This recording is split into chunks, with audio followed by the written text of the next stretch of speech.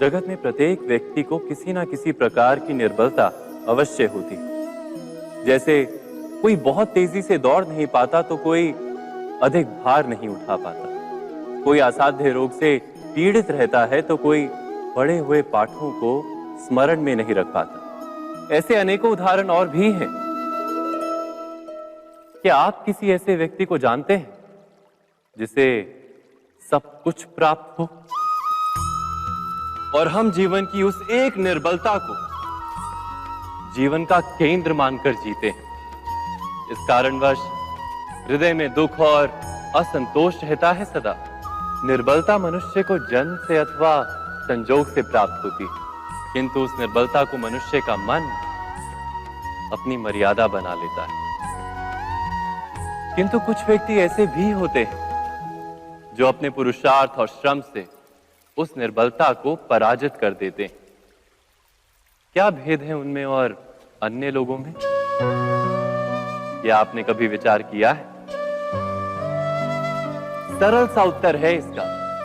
जो व्यक्ति निर्बलता से पराजित नहीं होता, जो पुरुषार्थ करने का साहस रखता है हृदय में, वो निर्बलता को पार कर जाता है।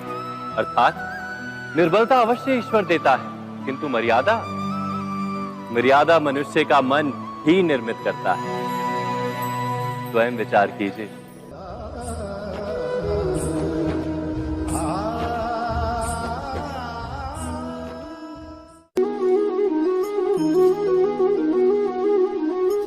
भविष्य का दूसरा नाम है संघर्ष। हृदय में आज इच्छा होती है और यदि पूर्ण नहीं हो पाती तो हृदय भविष्य की योजना बनाता है। भविष्य में इच्छा पूर्ण होगी ऐसी कल्पना करता रहता है, किंतु जीवन ना तो भविष्य में है ना अतीत में। जीवन तो इस क्षण का नाम, अर्थात इस क्षण का अनुभव ही जीवन का अनुभव। पर हम ये जानते हुए भी इतना सा सत्य समझ नहीं पाते। या तो हम बीते हुए समय के स्मरणों को घेर कर बैठे रहते, या फिर आने वाले समय के लिए हम योजनाएं बनाते रहते हैं और जीवन जीवन बीत जाता है। एक सत्य यदि हम हृदय में उतार लें कि ना हम भविष्य देख सकते हैं, ना ही भविष्य निर्मित कर सकते हैं, हम तो केवल धैर्य और साहस के साथ भविष्य को आलिंगन दे सकते हैं, स्वागत कर सकते हैं भविष्य का। तो क्या जीवन का हर पल जीवन से नहीं भर जाएगा? स्वयं विचार कीजिए।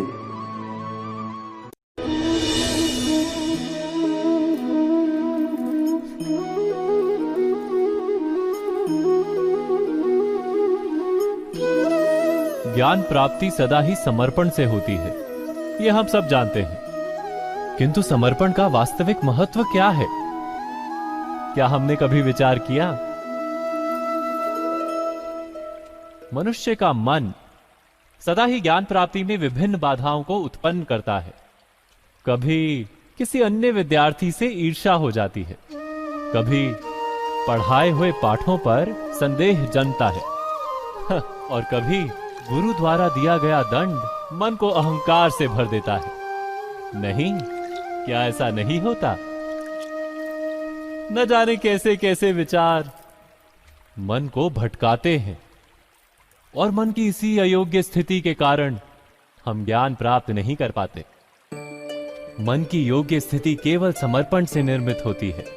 समर्पण मनुष्य के अहंकार का नाश करता है, ईर्ष्या, महत्वाकांक्षा आदि भावनाओं को दूर कर हृदय को शांत करता है और मन को एकाग्र करता है। वास्तव में ईश्वर की सृष्टि में ना ज्ञान की मर्यादा है ना ज्ञानियों की। गुरु दत्तात्रेय ने तो गाय और श्वान से भी ज्ञान प्राप्त कर लिया था। अर्थात विषय ब्रह्म ज्ञान का हो या जीवन के ज्ञान का या गुरुकुल में प्राप्त होने वाले ज्ञान का, उसकी प्राप्ति के लिए गुरु से अधिक महत्व है उस गुरु के प्रति हमारा समर्पण। क्या ये सत्य नहीं?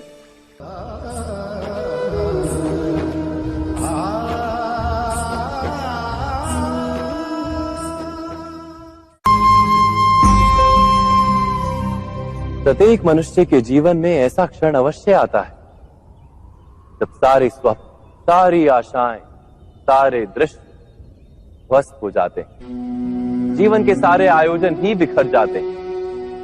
एक और धर्म होता है और दूसरी ओर सुख। इसी को धर्म संकट कहते हैं। जब धर्म का वहन ही संकट हो और धर्म का त्याग ही सुख हो। विचार कीजिए, कभी किसी स्वजन के विरुद्ध सत्य बोलने का अवसर प्राप्त हो जाता है, कभी ठीक दरिद्रता के समय सरलता से चोरी करने का मार्ग प्राप्त हो जाता है, कभी किसी शक्तिशाली राजनेता या राजा के कर्मचारी का अधर्म प्रकट हो जाता है। सबके जीवन में ऐसी घटना बनती ही रहती है। अधिकतर लोग ऐसे किसी क्षण को धर्म संकट के रूप में जान ही नहीं पाते। हमें किसी प्रकार के संघर्ष का अनुभव ही नहीं होता। सहजता से सुख की ओर खींचे चले जाते हैं, जैसे मक्खी गुड़ की ओर खींची चली जाती। वास्तव में धर्म संकट का क्षण ईश्वर के निकट जाने का क्षण होता है। यदि हम संघर्षों से भयभीत ना हो, सुख की ओर आकर्षित ना हो, अपने धर्म पर दृढ़ रहे, तो ईश्वर का साक्षात्कार दूर नहीं।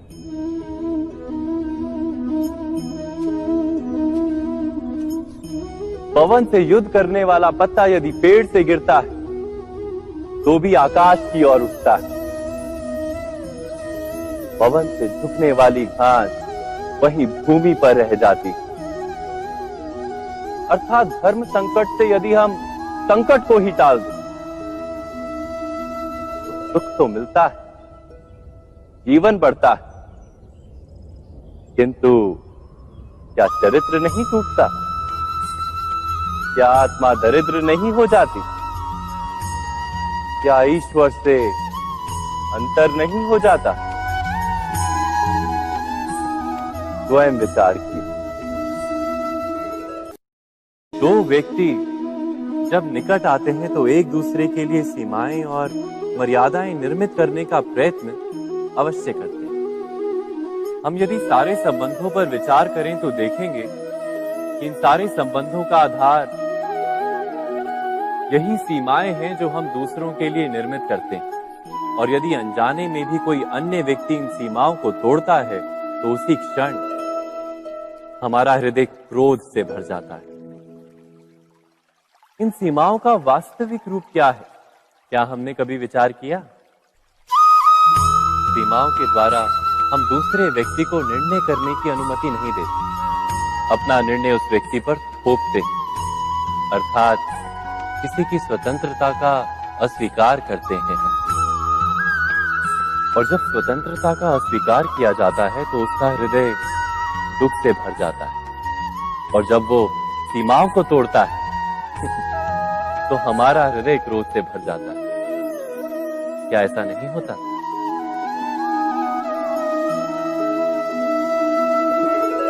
पर यदि एक दूसरे की स्वतंत्रता का सम्मान किया जाए तो किसी मर्यादाओं या सीमाओं की आवश्यकता ही नहीं होती।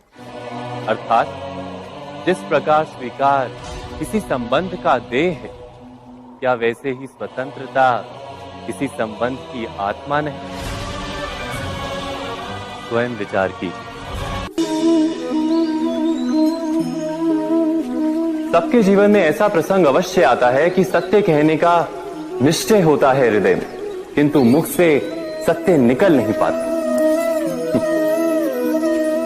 कोई भय मन को घेर लेता है।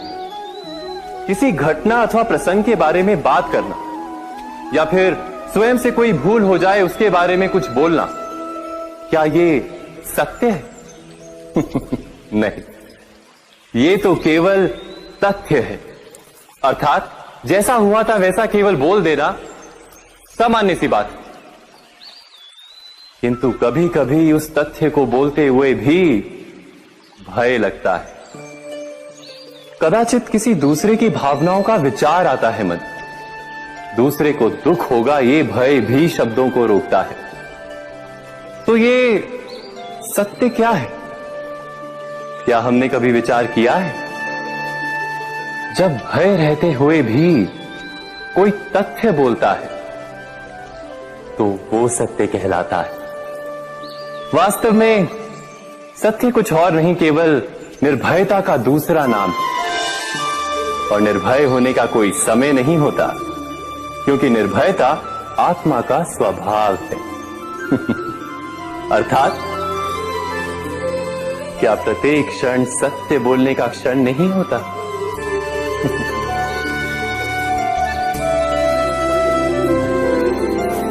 स्वयं विचार कीजिए।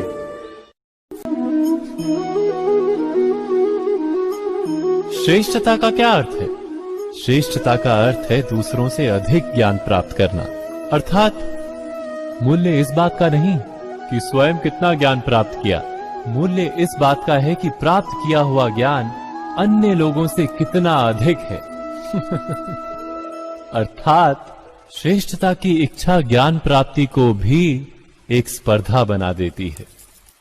और स्पर्धा में विजय अंतिम कब होती है?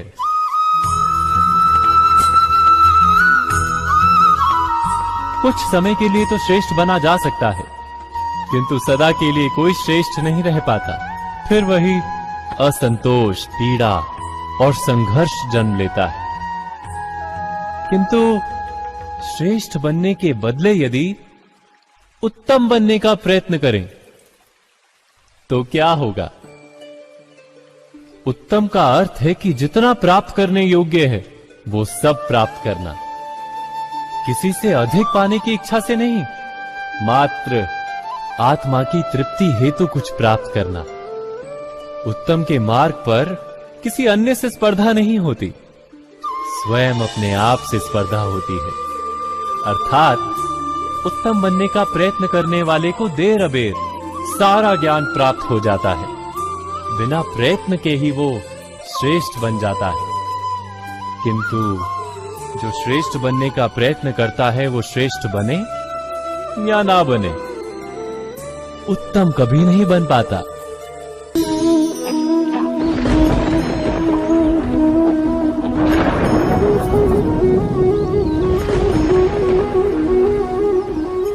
सपनों और पूर्वाभासों के आधार पर हम भविष्य के सुख दुख की कल्पना करते हैं। भविष्य के दुख का कारण दूर करने के लिए हम आज योजना बनाते हैं। किंतु कल के संकट को आज निर्मूल करने से हमें लाभ मिलता है या हानि पहुंचती है?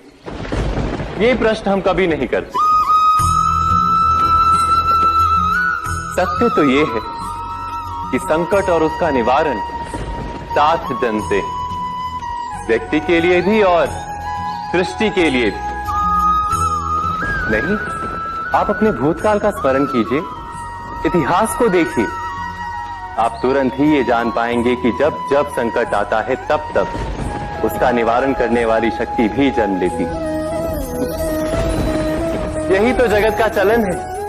वस्तुतः संकट ही शक्ति के जन्म का कारण है। प्रत्येक व्यक्ति जब संकट से निकलता है तो एक पद आगे बढ़ा होता है, अधिक चमकता है, आत्मविश्वास से अधिक भरा होता है, न केवल अपने लिए अपितु विश्व के लिए भी। क्या ये सत्य नहीं?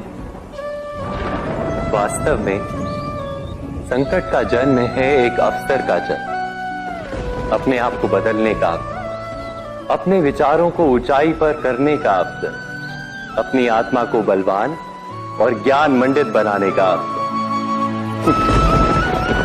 जो ये कर पाता है उसे कोई संकट नहीं होता, किंतु जो ये नहीं कर पाता वो तो स्वयं एक संकट है विश्व के लिए। विचार कीजिए।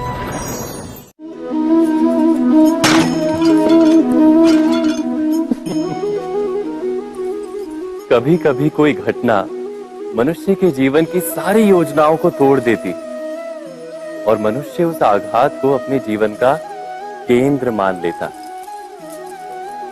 पर क्या भविष्य मनुष्य की योजनाओं के आधार पर निर्मित होते हैं? नहीं। जिस प्रकार किसी ऊंचे पर्वत पर सर्वप्रथम चढ़ने वाला उस पर्वत की तलाई में बैठकर जो योजना बनाता है, क्या वही योजना उसे उस पर्वत की चोटी तक पहुंचाती है? नहीं। वास्तव में वो जैसे जैसे ऊपर चढ़ता है वैसे वैसे उसे नई नई चुनौतियां, नई नई विडंबनाएं, नए नए अवरोध मिलते हैं। प्रत्येक पद पर वो अपने अगले पद का निर्णय करता है। प्रत्येक पद पर उसे अपनी योजनाओं को बदलना पड़ता है। कहीं पुरानी योजना उसे खाई में ना ढकेल दे। वो पर्वत को अपने योग्य नहीं बना पाता, केवल स्वयं को पर्वत के योग्य बना सकता है। क्या जीवन के साथ भी ऐसा ही नहीं?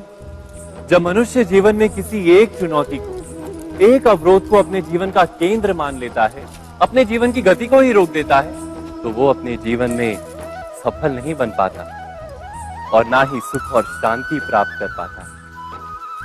अर्थात जीवन को अपने योग्य बनाने के बदले स्वयं अपने को जीवन के योग्य बनाना ही सफलता और सुख का एकमात्र मार्ग नहीं। स्वयं विचार कीजिए।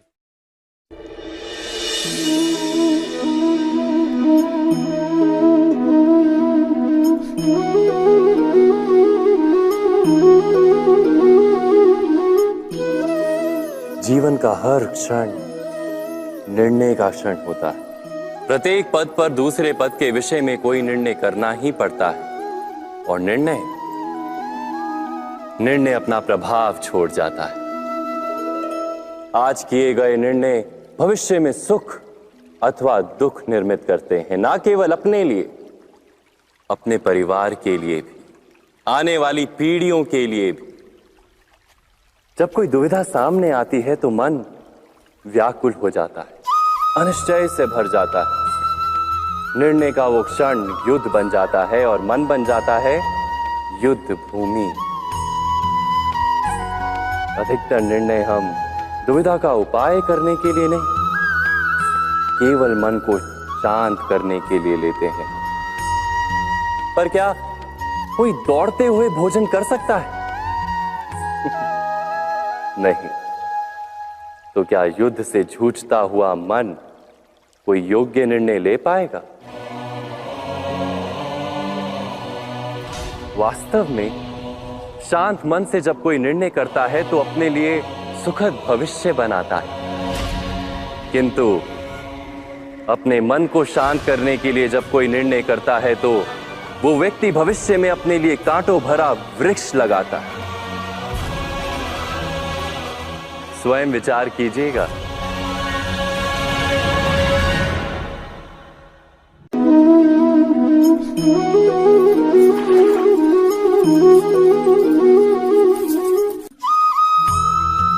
जीवन में आने वाले संघर्षों के लिए जब मनुष्य स्वयं को योग्य नहीं मानता, जब उसे अपने ही बल पर विश्वास नहीं रहता, तब वो सद्गुणों को त्याग कर दुर्गुणों को अपनाता है। वस्तुतः मनुष्य के जीवन में दुर्जनता जन्म ही तब लेती है जब उसके अंतर में आत्मविश्वास नहीं होता। आत्मविश्वास ही अच्छाई को धारण करता है।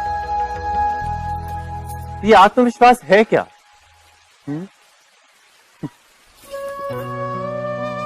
जब मनुष्य ये मानता है कि जीवन का संघर्ष उसे दुर्बल बनाता है, तो उसे अपने ऊपर विश्वास नहीं रहता। वो संघर्ष के पार जाने के बदले संघर्ष से छूटने के उपाय ढूंढने लगता है। किंतु जब वो ये समझता है कि ये संघर्ष उसे अधिक शक्तिशाली बनाते हैं, ठीक जैसे व्यायाम करने से देह की शक्ति बढ़ती है, तो प्रत्येक संघर्ष के साथ उसका उत्साह बढ़ता है। अर्थात आत्मविश्वास और कुछ भी नहीं, मन की स्थिति, जीवन को देखने का दृष्टिकोण मात्र है। और जीवन का दृष्टिकोण तो मनुष्य के अपने वश में होता है। स्वयं विचार कीजिए।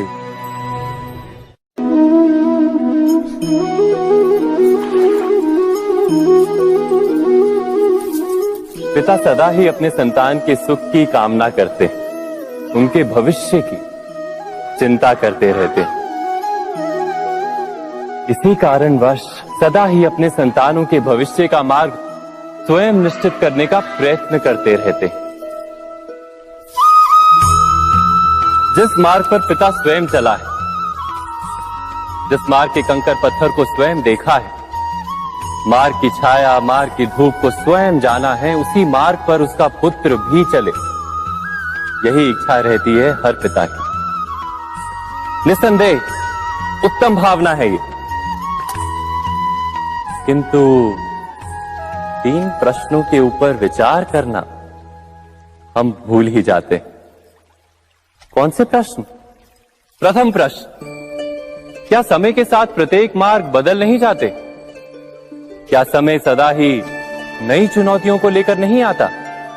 तो फिर बीते हुए समय के अनुभव नई पीढ़ी को किस प्रकार लाभ दे सकते हैं? दूसरा प्रश्न, क्या प्रत्येक संतान अपने माता पिता की छवि होता है? हाँ, संतानों को संस्कार तो अवश्य माता पिता देते हैं, किंतु भीतर की क्षमता तो ईश्वर देते हैं। तो जिस मार्ग पर पिता को सफलता मिली है, विश्वास है कि उसी मार्ग पर उसकी संतानों को भी सफलता और सुख प्राप्त होगा।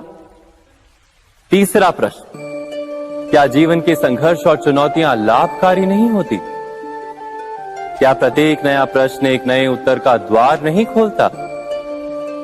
तो फिर संतानों को नए नए प्रश्नों, संघर्षों और चुनौतियों से दूर रखना, ये उनके लिए लाभ करना कहलाएगा या हानि पहुंचाना? अर्थात जिस प्रकार संतान के भविष्य का निर्माण करने के बदले उसके चरित्र का निर्माण करना श्रेष्ठ है, वैसे ही संतानों के जीवन का मार्ग निश्चित करने के बदले उन्हें नए संघर्षों के साथ जूझने के लिए मनोबल व ज्ञान देना अधिक लाभदायक नहीं होगा।